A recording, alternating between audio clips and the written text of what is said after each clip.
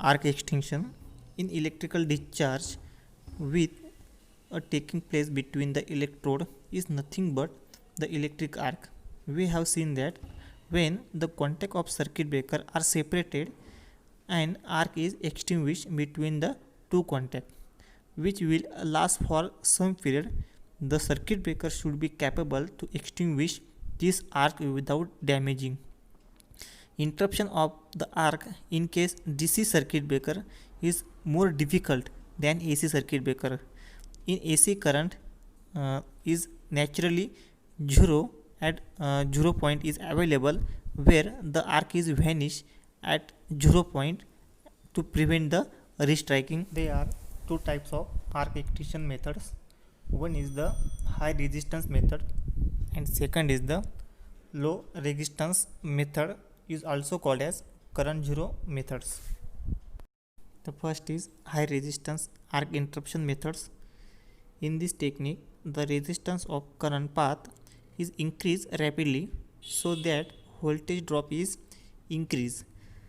The arc get extinguished when the system voltage is sufficient to maintain the arc due to high voltage drop.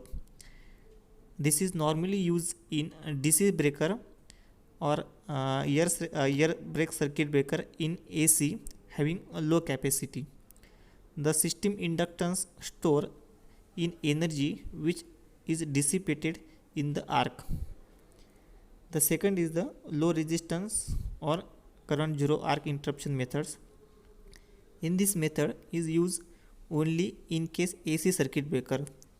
At the natural current 0 point of AC waveform, the arc is interrupted and it is a prevent for restriking through the high restriking voltage by increasing the dielectric strength of the air gap between two contacts.